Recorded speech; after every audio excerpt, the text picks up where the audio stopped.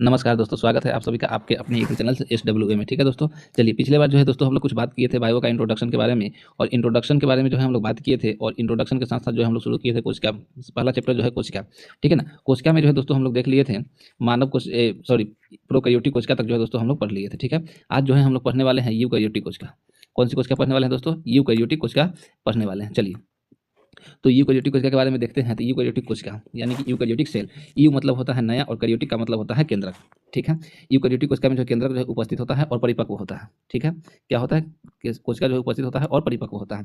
केंद्रक झिल्ली की अगर बात करें तो केंद्रक झिल्ली भी इसमें क्या होता है? उपस्थित होता है। लेकिन जब पादप कोशिका और शैवाल की बात करें तो पादप कोशिका और शैवाल जो है इसमें जो है कोशिका भित्ति बनी होती है सेलुलोज और हेमीसेलुलोज की। ठीक है, और शैवाल का बात करें तो कोशिका भित्ति जो है सेलुलोज और कैल्शियम कार्बोनेट और ग्लैक्टोज का बना होता है। ठीक है, चलिए, अगर हम बात करेंगे कवक का, तो कवक का कोशिका भित्ति किसकी बनी होती है? काइटिन का। जंतु कोशिका और मानव कोशिका में जो है कोशिका भित्ति नहीं पाई जाती है। जंतु कोशिका और मानव कोशिका में कोशिका भित्ति नहीं पाई जाती है। चलिए, अगर हम इसमें बात करें सूत्रकणिका यानी कि माइटोकॉन्ड्रिया, माइटोकॉन्ड्रिया, ठीक है, तो माइटोकॉन्ड्रिया जो है इसमें क्या होता है? उपस्थित होता है। ठीक है, गोल्जी का यानी कि गोल्जी अपार्चर जो है क्या होता है? इसमें उपस्थित होगा। इंडोप्लाज्मिक रेटिकुलम जिसको हम लोग ईयर बोलते हैं, ठीक है ना, अंतःप्रद्रव्य जालिका, ये भी क्या होता है? इसमें उपस्थित होता है। राइबोसोम की बात करें तो राइबोसोम जो है प्रोकैरियोटिक में जो है प्रोकैरियोटिक में होता है 70S, और यूकैरियोटिक में जो होता है 80S प्रकार का जो है राइबोसोम पाया जाता है। और लाइसोसोम इसमें क्या होता है? उपस्थित होता है। ठीक है ना, चलिए, अगर हम बात करें अनुवांशिक पदार्थ का, तो अनुवांशिक पदार्थ क्या है? डीएनए भी इसमें क्या होता है? पाया जाता है। ठीक है, तो ये था हमारे पास प्रोकैरियोटिक कोशिका और यूकैरियोटिक कोशिका के बारे में। अब हम लोग बात करेंगे कोशिका का आवरण कैसा होता है। तो कोशिका का आवरण यानी कि कोशिका भित्ति, जिसको हम लोग सेल वाल के नाम से भी जानते हैं। ठीक है, चलिए, यह जो है सेल वाल जो है क्या करता है? कोशिका का आकार प्रदान करता है, यानी कि कोशिका किस शेप का होगा उस शेप के बारे में जो है बताता है हमें। ठीक है ना, कौन सा? कोशिका भित्ति। कोशिका भित्ति के खोजकर्ता कौन है? तो कोशिका भित्ति के खोजकर्ता है दोस्तों रॉबर्ट हुक। कोशिका भित्ति के खोजकर्ता कौन है? रॉबर्ट हुक साहब है। ठीक है ना, चलिए, अगर हम बात करेंगे कोशिका भित्ति निम्न कोशिकांगों में उपस्थित होता है। तो किसमें उपस्थित होता है कोशिका भित्ति? जीवाणु में होता है, पादप कोशिका में होता है, कवक में होता है, शैवाल में होता है। अगर पूछा जाए जंतु या फिर मानव, तो जंतु और मानव में जो है कोशिका भित्ति दोस्तों नहीं पाया जाता है। ध्यान रखेंगे, किसमें किसमें पाया जाता है? जीवाणु कोशिका में पाया जाता है, पादप कोशिका में पाया जाता है, कवक कोशिका में पाया जाता है, और शैवाल कोशिका में जो है कोशिका भित्ति पाया जाता है। इस बात का ध्यान रखेंगे। ठीक है, चलिए, अगर हम आगे बात कर ले अगर दोस्तों हम अगर आगे बात करें कि जंतुओं और मानव में जो है कोशिका भित्ति नहीं पाई जाती है, इसका विशेष ध्यान रखेंगे, एग्जाम में पूछा जाता है।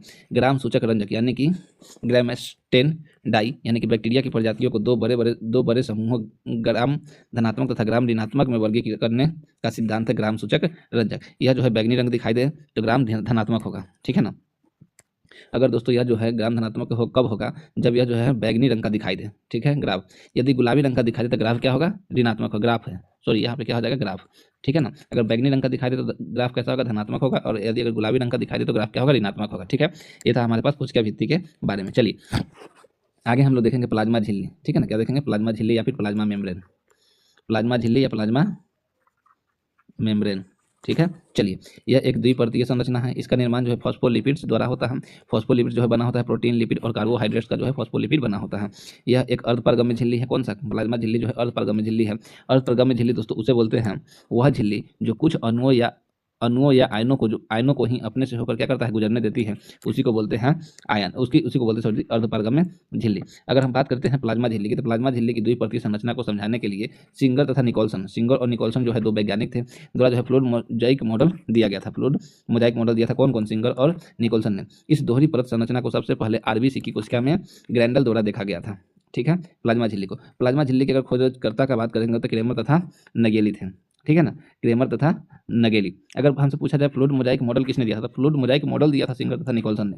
इसी में अगर बात की जाए प्लाज्मा झिल्ली की खोज करता, तो प्लाज्मा झिल्ली की खोज करता हमारे पास हो जाएंगे कौन? क्रेमर तथा नेगली ने। चलिए, आगे अगर हम बात करें कि प्लाज्मा झिल्ली की मोटाई कितनी होती है, तो प्लाज्मा झिल्ली की मोटाई जो है दोस्तों 74 एंगस्ट्रम या फिर जो है 7.5 mm, 7.5 mm या फिर 0.0075 माइक्रोमीटर होता है। ठीक है, तो इसको जो है दोस्तों ध्यान रखेंगे, एग्जाम में क्वेश्चन पूछा जाता है। चलिए, अब अगर हम बात करें कि नाभिकीय केंद्रक क्या है, नाभिकीय केंद्रक यानी कि न्यूक्लियस क्या है, न्यूक्लियस के बारे में हम लोग चर्चा करते हैं। यह केवल यूकैरियोटिक कोशिका में होता है। ठीक है ना, नाभिक या फिर केंद्रक जो है किसमें होता है? यूकैरियोटिक कोशिका में होता है। प्रोकैरियोटिक कोशिका में जो है यह क्या होता है? अनुपस्थित होता है। चलिए, ठीक है, अगर हम नाभिक का खोज करता पूछे तो नाभिक का खोज किसने किया था? तो रॉबर्ट ब्राउन ने किया था। किसने किया था?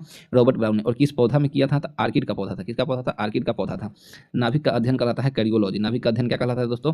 कैरियोलॉजी कहलाता है। ठीक है, नाभिक कोशिका का सबसे बड़ा भाग होता है। नाभिक जो है कोशिका का सबसे बड़ा भाग अगर पूछा जाए तो क्या होगा? नाभिक होगा। ठीक है दोस्तों, अगर आप लोग चैनल पे नए हैं तो चैनल को क्या कर लेंगे? सब्सक्राइब कर लेंगे, और अपने दोस्तों में जो है दोस्तों इसे ज़्यादा से ज़्यादा शेयर करेंगे, वीडियो को लाइक करेंगे और ज़्यादा से ज़्यादा दोस्तों तक शेयर करेंगे ताकि जो है और अच्छे अच्छे कंटेंट आपके लिए लेकर आए हम। ये जो है बीपीएससी हो गया, बिहार एसएससी हो गया, बिहार दरोगा हो गया, ठीक है ना, बिहार एसआई हो गया, रेलवे हो गया, आप कोई सा भी वनडे एग्जाम देते हैं वहाँ पर जो है बहुत ज़्यादा हेल्पफुल होगा। यहाँ पर जो है दोस्तों हम लोग कंप्लीट बायो पढ़ने वाले हैं, इससे बाहर कुछ नहीं आने का है, ठीक है दोस्तों। चलिए आगे अगर हम लोग बात करेंगे तो कोशिका नाभिक जो है कोशिका का सबसे बड़ा भाग होता है। कोशिका का मस्तिष्क जो है, कोशिका का मस्तिष्क यानी कि उपनाम जो है इसका कोशिका का मस्तिष्क। आपसे पूछा जाएगा कि कोशिका का मस्तिष्क किसे कहते हैं, तो नाभिक को कहते हैं, कोशिका का नाभिक को कहते हैं, ठीक है ना, तो ये बात ध्यान में रखेंगे। चलिए, यह कोशिका को नियंत्रित करता है। कोशिका को नियंत्रित कौन करता है, तो केंद्रक करता है। कोशिका का प्रबंधक भी इसको कहते हैं, कोशिका का प्रबंधक भी जो है दोस्तों इसे कहते हैं। चलिए आगे अगर बात करें तो आरबीसी मानव शरीर की एकमात्र कोशिका है जिसमें नाभिक नहीं होता है। आरबीसी जो है, आपसे पूछा जाएगा कि आरबीसी में जो है केंद्रक होता है कि नहीं होता है, तो आरबीसी में जो है नाभिक नहीं होता है। आरबीसी में जो है नाभिक नहीं होता है, तो मानव शरीर का एकमात्र कोशिका है आरबीसी जिसमें जो है नाभिक नहीं होता है, इसको ध्यान रखेंगे, ठीक है। नाभिक को 4 भागों में विभाजित किया गया है। नाभिक को जो है दोस्तों कितने भागों में विभाजित किया गया है, 4 भागों में विभाजित किया गया है, ठीक है। पहला अगर हम देखेंगे तो नाभिक झिल्ली, ठीक है। नाभिक झिल्ली के बारे में अगर जानेंगे तो लिपोप्रोटीन से निर्मित होता है। अगर आपसे पूछा जाएगा कि नाभिक झिल्ली किससे बना है, तो नाभिक झिल्ली जो है लिपोप्रोटीन से बना है। इसी में अगर बात करें नाभिक को सुरक्षा प्रदान करता है। नाभिक को सुरक्षा प्रदान कौन करता है, तो नाभिकीय झिल्ली जो है नाभिक को सुरक्षा प्रदान करता है, ठीक है। दूसरा है हमारे पास केंद्रक द्रव्य यानी कि न्यूक्लियोप्लाज्म। नाभिक का द्रवित भाग को जो है हम लोग केंद्रक द्रव्य कहते हैं। इसमें आरएनए तथा प्रोटीन उपस्थित होता है। किसमें, केंद्रक द्रव्य में आरएनए और प्रोटीन जो है इसमें उपस्थित होता है। नेक्स्ट अगर हम बात करें तो इसमें आता है केंद्रिका यानी कि न्यूक्लियस। नाभिक के बीच में बैगनी रंग की गेंद जैसी संरचना होती है। केंद्रिका जो है नाभिक के बीच में जो है बैगनी रंग की, इससे पूछा जाता है कि कौन सा रंग का होता है केंद्रिका, तो कैसा रंग का होता है, बैगनी रंग का होता है। किस तरह का होता है, गेंद जैसा होता है, गेंद जैसी संरचना है। यह केवल कोशिका विभाजन के समय दृश्यमान होती है। ये जो है केंद्रिका जो है सिर्फ और सिर्फ कोशिका डिवीजन, सेल डिवीजन के समय जो है क्या होती है, दृश्यमान होती है, यानी कि दिखाई देती है, उसके बाद दिखाई नहीं देती है, ठीक है। चलिए अगर हम बात करें क्रोमेटिन जो है नाभिक की धागे नुमा संरचना होती है। क्रोमेटिन की संरचना कैसी होती है, तो धागा नुमा होता है। डीएनए तथा क्रोमोजोम के निर्माण में सहायक होता है। डीएनए और क्रोमोजोम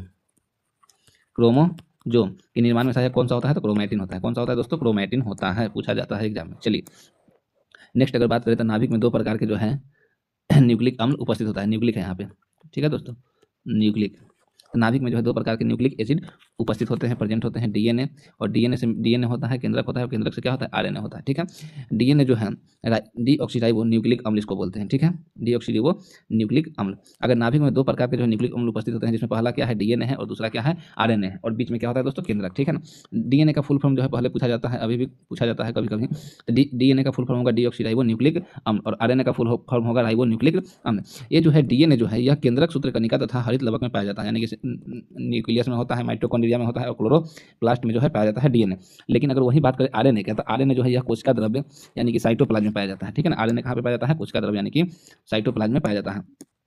अगर हम बात करेंगे कि डबल हेलिक्स संरचना यानी कि द्विकुंडलित होता है, या कौन, डीएनए। आरएनए का बात करेंगे तो सिंगल हेलिक्स होता है। न्यूक्लियोटाइड से निर्मित होता है डीएनए, ठीक है ना, और न्यूक्लियोटाइड से भी निर्मित होता है आरएनए भी। आरएनए और डीएनए दोनों जो है न्यूक्लियोटाइड से जो है निर्मित होता है, बनता है। और डीएनए का बात करें तो डबल हेलिक्स होता है, और आरएनए का बात करें तो जो है सिंगल हेलिक्स होता है। अब जो है हम लोग जानते हैं न्यूक्लियोटाइड्स क्या है। तो न्यूक्लियोटाइड जो है शर्करा प्लस फास्फोरस को जो है न्यूक्लियोटाइड्स बोलते हैं, या फिर इसी को बोलते हैं फास्फोरिक अम्ल प्लस नाइट्रोजनी क्षार, ठीक है ना, इसी को बोलते हैं न्यूक्लियोटाइड। ये जो है राइबोज है।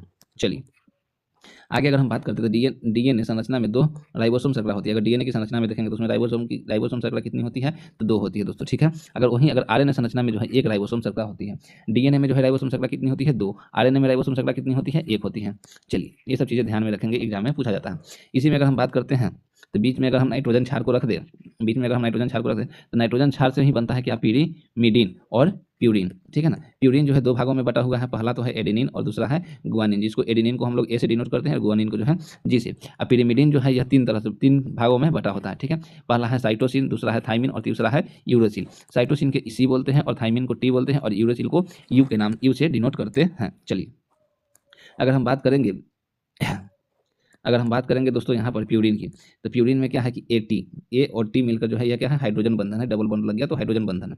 और ए और टी यानी कि ए और टीन का मतलब हो गया, ए से हो गया एडेनिन, और ए से हो गया आपको एडेनिन, ठीक है ना, और टी से हो गया आपको थाइमिन। तो ए और टी, एडेनिन और थाइमिन के बीच में कैसा बॉन्ड होता है, तो डबल बॉन्ड होता है। लेकिन अगर सी और जी यानी कि गुआनिन और साइटोसिन और गुआनिन के बीच में जो है ट्रिपल बॉन्ड होता है। यहीं अगर बात करें हम लोग एडेनिन और यूरेसिल के बीच में डबल बॉन्ड होता है, ये यू, और साइटोसिन और गुआनिन के बीच में जो है ट्रिपल बॉन्ड होता है। यह कौन सा बंधन है पूछा जाएगा, तो हाइड्रोजन बंधन है। अगर खूब एडवांस लेवल का पूछेगा तो पूछेगा कि एडेनिन और थाइमिन के बीच में कौन सा बंध होता है, तो हाइड्रोजन बंध होता है। कितने बॉन्ड होते हैं, 2 बॉन्ड होते हैं, 2 बंध होते हैं। इसी जगह अगर पूछा जाए कि साइटोसिन और गुआनिन के बीच में जो है कितने बंधक होते हैं, तो त्रिबंधक होते हैं, ट्रिपल बॉन्ड होते हैं। और इनके बीच में कौन सा बंधन है, तो हाइड्रोजन बंधन है। इसको ध्यान रखेंगे, ठीक है। चलिए अब अगर हम बात करते हैं कि डीएनए का कार्य क्या है, तो डीएनए जो है एक आनुवांशिक पदार्थ है, ठीक है ना। डीएनए क्या है, एक आनुवांशिक पदार्थ है। उसी जगह अगर बात करते हैं आरएनए, तो आरएनए जो है प्रोटीन के निर्माण तथा उसके संश्लेषण में जो है सहायक होता है। डीएनए क्या है कि यह जो है आनुवांशिक पदार्थ है, चरित्रों का स्थानांतरण करता है, यानी कि एक पीढ़ी से जो है दूसरी पीढ़ी में जो है कैरेक्टर को जो है, चरित्र को जो है स्थानांतरित करता है। ए और टी यानी कि एडेनिन और थाइमिन 2 नाइट्रोजनी क्षार के बीच का बंध बताता है। और साइटोसिन और गुआनिन ये भी जो है क्षार के बीच में बताता है। उसी जगह अगर डीएनए से आरएनए का बनना अनुलेखन कहलाता है। आपसे पूछा जाएगा कि डीएनए से आरएनए का बनना क्या कहलाता है, अनुलेखन कहलाता है। डीएनए से आरएनए का बनना अनुलेखन कहलाता है, ठीक है। चलिए ये है हमारे पास कुछ, ये जो है एटी और जीसी का। देखिए 2 नाइट्रोजनी क्षार के बीच का दूरी कितना होगा, तो 2 नाइट्रोजनी क्षार के बीच की दूरी जो होगा दोस्तों 3.4 एंगस्ट्रॉम होगा, ठीक है ना। कितना होगा, 3.4 एंगस्ट्रॉम। एक कुंडली में जो है कुल 10 नाइट्रोजनी क्षार होते हैं। एक कुंडली में कितने नाइट्रोजनी क्षार होते हैं, तो 10 होते हैं। इसको ध्यान रखेंगे। चलिए इसी जगह अगर बात करते हैं डीएनए, आरएनए और प्रोटीन का, ठीक है, तो यहाँ जो है आरएनए जो है दोस्तों 3 भागों में बटा होता है, एमआरएनए, आरएनए और टीआरएनए, ठीक है ना। चलिए आगे अगर हम बात करते हैं यहाँ पर, तो यहाँ जो है डीएनए की पैकेजिंग कौन करता है, तो हिस्टोन नामक प्रोटीन करता है। एमआरएनए को बोलते हैं मैसेंजर आरएनए, आरएनए को बोलते हैं राइबोसोम आरएनए, और टीआरएनए को बोलते हैं ट्रांसफर आरएनए, ठीक है। चलिए अब हम लोग दोस्तों नेक्स्ट टॉपिक पर चलते हैं, गुणसूत्र यानी कि क्रोमोजोम के बारे में। क्रोमोजोम जो है डीएनए और हिस्टोन नामक प्रोटीन से जो है मिलकर बना होता है। कौन, क्रोमोजोम, यानी जिसको हम लोग गुणसूत्र बोलते हैं। क्रोमोजोम की खोजकर्ता जो है फ्लेमिंग तथा वेल्डेयर, ठीक है ना। गुणसूत्र की खोजकर्ता कौन है, फ्लेमिंग तथा वाल्डेयर है। यह केवल कोशिका विभाजन के समय दृश्यमान होता है। कौन, गुणसूत्र यानी कि माइटोकॉन्ड्रिया सिर्फ और सिर्फ जो है सेल डिवीजन के समय जो है दिखता है। मनुष्य के शरीर में गुणसूत्रों की संख्या जो है 23 जोड़ी होती है। अगर जोड़ा में पूछा जाए तो 23 जोड़ी पेयर में, अगर संख्या में पूछा जाए तो 46 होती है, ठीक है ना। संख्या में अगर पूछा जाए तो 46 होती है। चलिए अब अगर हम बात करते हैं यहाँ पर कि 23 जोड़ी जो होता है ऑटोसोम और एलोसोम। ऑटोसोम में जो है कुल कितनी जोड़ी होते हैं, तो 22 जोड़ी होती है, यानी कि संख्या में पूछा जाए तो 44 होती है, ठीक है। एलोसोम में पूछा जाए, एलोसोम में, तो इसमें जो है कुल जो है 1 जोड़ी होता है, यानी कि 2 होता है। और यही जो है लिंग निर्धारण कर देता है। आनुवांशिक रोग यानी कि आनुवांशिक रोगों के लिए जो है जिम्मेदार होता है कौन सा, तो ये जो है आनुवांशिक रोग के लिए जिम्मेदार होता है ऑटोसोम, ठीक है ना। आनुवांशिक रोग जो होगा जो माता से बच्चे में आ जाएंगे या पिता से बच्चे में आ जाएंगे, उसके लिए जिम्मेवार कौन होगा, तो ऑटोसोम होगा, ठीक है। यानी कि ये जो है 22 जोड़ी जो क्रोमोसोम है यही जिम्मेवार होगा। लेकिन अगर लड़का तथा लड़की में अलग अलग जो है 2 होते हैं, नर में XY लिंग निर्धारण करने के लिए गुणसूत्र होते हैं और मादा में XX होता है, यानी कि 44 तो ये हो गया 22 जोड़ी वाले, और XY जो है यह डिसाइड कर देता है कि अगर X चला गया तो वो हो जाएगा लड़की, अगर Y चला गया तो हो जाएगा लड़का। तो यही जो है XY जो है डिसाइड कर देता है कि नर होगी कि मादा होगी बच्चा। चलिए नेक्स्ट टॉपिक की तरफ चलते हैं कि मटर के दाने में जो है गुणसूत्रों की संख्या अगर पूछा जाए तो कितना हो जाएगा, 7 हो जाएगा, ठीक है। मटर के दाने में अगर गुणसूत्र की संख्या पूछा जाए तो 7 जोड़ी होगा। चिंपैंजी में गुणसूत्रों की संख्या कितना होगा, 24 जोड़ी, यानी कि कितना होगा 48 होगा, ठीक है ना। अब हम लोग बात करते हैं जीन के बारे में। चलिए जीन, ठीक है ना, इसको इंग्लिश में भी जीन बोलते हैं, हिंदी में भी जीन बोलते हैं। गुणसूत्र के ऊपर बिंदु जैसी संरचना होती है जीन की। जीन जो है डीएनए के खंड से बने होते हैं। आनुवांशिकी के पिता जो है जीआई मेंडल को कहते हैं। आनुवांशिकी की सबसे छोटी इकाई जो है जीन है, ठीक है ना। पूछा जाता है कि आनुवांशिकी की सबसे छोटी इकाई क्या है, तो आनुवांशिकी की सबसे छोटी इकाई जीन है, ठीक है। चलिए आगे हम लोग बात करते हैं कि जीन के खोजकर्ता कौन से, तो जीन के खोजकर्ता थे थॉमसन। कौन थे, थॉमसन या जॉनसन बोलेंगे, सॉरी जॉनसन है। यह आनुवांशिक लक्षणों के स्थानांतरित करता है, जैसे कि लंबाई, आंख का रंग, बालों का विकास तथा त्वचा का रंग जो है यह कौन डिसाइड करता है दोस्तों, तो यह जो है जीन ही डिसाइड करता है, ठीक है। चलिए अगर हम बात करते हैं कि एक जीन जो है क्या देगा, तो एक ही आनुवांशिक लक्षण देगा। मनुष्य के शरीर में लगभग जो है 30,000 जीन होते हैं। मनुष्य के शरीर में लगभग कितने जीन होते हैं, 30,000 जो है दोस्तों जीन होते हैं, ठीक है ना। ये फिक्स नहीं है। अब हम लोग बात करते हैं सूत्रकणिका यानी कि माइटोकॉन्ड्रिया, सबसे इंपॉर्टेंट, जिसको पावर हाउस ऑफ सेल बोलते हैं, इसी को बोलते हैं माइटोकॉन्ड्रिया को। चलिए अब हम लोग बात करते हैं कोशिका का ऊर्जा घर किसे कहते हैं, उपनाम है इसका, माइटोकॉन्ड्रिया को बोलते हैं, ठीक है। चलिए अगर हम बात करते हैं माइटोकॉन्ड्रिया की, तो माइटोकॉन्ड्रिया में जो है दोस्तों यह कोशिका का जो है दूसरा सबसे बड़ा भाग होता है माइटोकॉन्ड्रिया। पहला कौन होता है, केंद्रक, दोहरी झिल्ली वाला कोशिकांग होता है इसमें। यह कोशिका का प्रथम उद्भिद कोशिकांग है। डीएनए जो है इसमें उपस्थित होता है, ठीक है दोस्तों। डीएनए जो है इसमें क्या होता है, माइटोकॉन्ड्रिया में उपस्थित होता है। गोलीय तथा एकल कुंडलित प्रकार का होता है। राइबोसोम क्या होता है इसमें उपस्थित होता है, कौन सा वाला, 70S वाला जो है माइटोकॉन्ड्रिया में राइबोसोम पाया जाता है, ठीक है। इसकी विशेषताएं क्या है, तो इसकी विशेषता जो है प्रोकैरियोटिक कोशिका के जैसी होती है। क्यों प्रोकैरियोटिक कोशिका के जैसी होती है, क्योंकि इसमें राइबोसोम कैसा है, 70S का है। अर्ध स्वायत्त कोशिकांग है, यानी कि सेमी ऑटोनोमस बॉडी है। अब इसका कार्य क्या है, तो इसमें जो है वायवीय या कोशिकीय शोषण होता है। वायवीय या कोशिकीय शोषण होता है। एग्जाम में पूछा जाता है कि शोषण के लिए कोशिका का कौन सा अंग जो है जिम्मेवार है, तो कौन सा हो जाएगा, माइटोकॉन्ड्रिया हो जाएगा। कौन सा हो जाएगा दोस्तों, माइटोकॉन्ड्रिया हो जाएगा, ठीक है, तो इस बात को ध्यान रखेंगे। ठीक है, चलिए अगर हम बात करते हैं एडिनोसाइन ट्राइफॉस्फेट यानी कि एटीपी के बारे में, तो एटीपी का उत्पादन होता है जो कि कोशिका द्वारा उपयोग किया जाने वाला मुख्य ऊर्जा अणु है। कौन सा? एटीपी का फुल फॉर्म भी कभी कभी पूछ लिया जाता है, तो इसको ध्यान रखेंगे, एडिनोसाइन ट्राइफॉस्फेट। ये जो है पोषक तत्वों को तोड़ने तथा कोशिका के लिए ऊर्जा समृद्ध अणु उत्पन्न करने में जो है प्रमुख भूमिका निभाता है। कौन? माइटोकॉन्ड्रिया। ठीक है ना।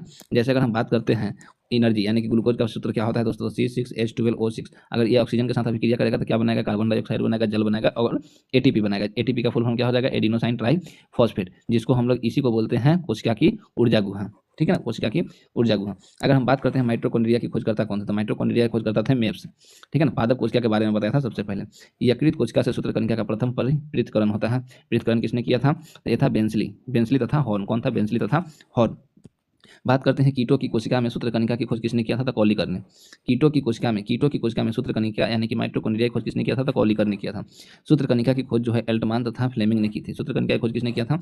एल्टमान तथा फ्लेमिंग जो है किया था। चलिए अगर हम आगे बात करते हैं तो सूत्रकणिका शब्द जो है कौन दिया था? बेंडा। सूत्रकणिका शब्द किसने दिया था? बेंडा के द्वारा दिया गया था। एल्टमान के द्वारा जो है सूत्रकणिका को दिया गया शब्द क्या था? बायोप्लास्ट। ठीक है ना। अगर पूछा जाए कि अल्टमान के द्वारा जो है सूत्रकणिका का क्या शब्द दिया गया था, तो क्या था? बायोप्लास्ट। कॉलिकर के द्वारा सूत्रकणिका को दिया गया शब्द कौन सा था? सैक्रोसोम। कौन सा था? सैक्रोसोम। अब दोस्तों हम लोग बात करते हैं आगे राइबोसोम के बारे में। ठीक है ना। राइबो मतलब होता है क्या? प्रोटीन निर्माण। राइबो का मतलब ही होता है प्रोटीन निर्माण, और सोम का मतलब होता है ग्रेन्यूल। सोम का मतलब होता है ग्रेन्यूल। इसका जो खोज करता है कौन है? पैलाडे। कौन है? पैलाडे। इन्होंने ही राइबोसोम शब्द दिया था। किसने? पैलाडे ने। ठीक है ना। अब राइबोसोम में जो है क्या होती है? झिल्ली रहित होती है। कोशिका का सबसे छोटा कोशिकांग होता है कौन? राइबोसोम। ठीक है ना। इसका उपनाम है कोशिका का सार्वभौमिक घटक। कोशिका का अगर सार्वभौमिक घटक पूछा जाए तो कौन सा हो जाएगा? राइबोसोम हो जाएगा। कौन सा हो जाएगा? राइबोसोम हो जाएगा। ठीक है। यह जो है सूत्रकणिका में भी पाया जाता है। राइबोसोम किस प्रकार का? 70S का होता है। यह भिन्न कोशिकांग में उपस्थित होता है। सूत्रकणिका 70S और सूत्रकणिका 80S। ठीक है ना। सूत्रकणिका 70S और सूत्रकणिका 80S जो है मिलता है कौन? राइबोसोम। अंतःप्रद्रवी जालिका में कौन सा होता है? 80S होता है। अगर पूछा जाए माइटोकॉन्ड्रिया में 70S होता है और कोशिका द्रव्य में कितना होता है? 80S होता है।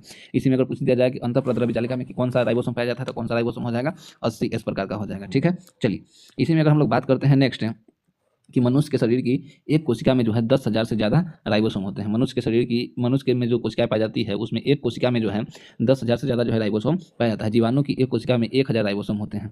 और अगर हम बात कर ले अगर 70S राइबोसोम और 80S राइबोसोम के बारे में। ठीक है दोस्तों, इसके बारे में जो है दोस्तों हम लोग कल देखेंगे। आज जो है हम लोग दोस्तों जितना पढ़े हैं उतना का क्या करेंगे? अच्छे से इसको पढ़ेंगे, रिवीजन करेंगे। और चैनल पर अगर दोस्तों नए हैं तो चैनल को क्या कर लेंगे? सब्सक्राइब कर लेंगे। अगर आपको वीडियो अच्छा लगा है तो इसको लाइक भी करते जाएंगे ताकि मुझे मोटिवेशन मिले। और अगर किसी दोस्तों को जरूरत है तो उसमें क्या करेंगे? वीडियो को ज़्यादा से ज़्यादा जो है दोस्तों शेयर करेंगे। अगर फेसबुक पर देख रहे हैं तो पेज को फॉलो कर लेंगे, और यूट्यूब पर देख रहे हैं तो पेज को सब्सक्राइब कर लेंगे। ठीक है दोस्तों, मिलते हैं नेक्स्ट वीडियो में। तब तक के लिए धन्यवाद। उम्मीद करते हैं आप लोग अच्छे होंगे, अच्छे से पढ़ाई करते होंगे। बहुत बहुत